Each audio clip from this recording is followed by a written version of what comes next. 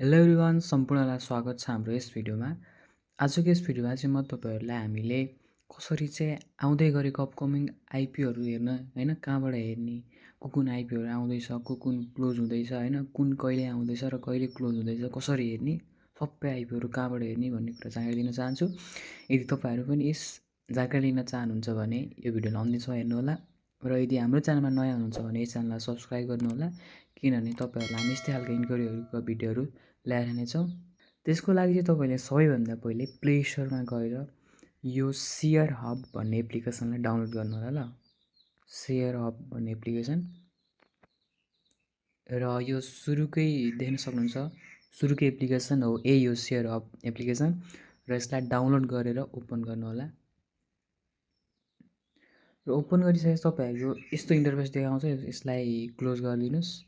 र त्यसपछि यहाँ तपाईँहरूले यस्तो विभिन्न अप्सनहरू देखाइरहेको छ र अब आउँदै गरेको आइपिओ कसरी हेर्ने भनेर हेर्नको लागि चाहिँ तपाईँले यहाँ सर्भिस भन्ने अप्सन देख्न सक्नुहुन्छ। यहाँपट्टि तल यो सर्भिस भन्ने अप्सन यहाँनिर क्लिक गर्नु होला।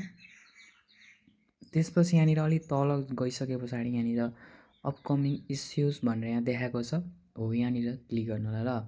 र त्यसपछि यहाँ हेर्न सक्नुहुन्छ, यहाँ जस्तै कालिन्चोक हाइड्रो पावर लिमिटेडको 8 दिनपछि आउँदैछ भन्ने यहाँ स्ट्याटसमा देखाइरहेको छ। अनि फाइनल डेट यहाँनिर 2026/4/19 भनेर भनेको छ। क्लोजिङ डेट चाहिँ 2026/4/8 भनेर देखाएको छ। ओपनिङ डेट 2026/4/5 भनेर देखाएको छ। र यस्तै हो, जस्तै यो कालिन्चोक हाइड्रो पावर लिमिटेडको भयो। त्यो अब यहाँ तलबाट हेर्न सक्नुहुन्छ, अरू पनि यस्तै आउँदै गरेको सबै यहाँ आइपिओहरू यहाँ देखाउँछ है त। र तपाईँहरूलाई आजको भिडियो कस्तो लाग्यो, यदि राम्रो लाग्यो भने यस भिडियो लाइक गर्नु होला। र तपाईँहरूलाई अब के सम्बन्धी चाहिँ भिडियो चाहिएको छ होइन, तपाईँहरूको इन्क्वायरी के छ तल कमेन्ट गर्न सक्नुहुन्छ।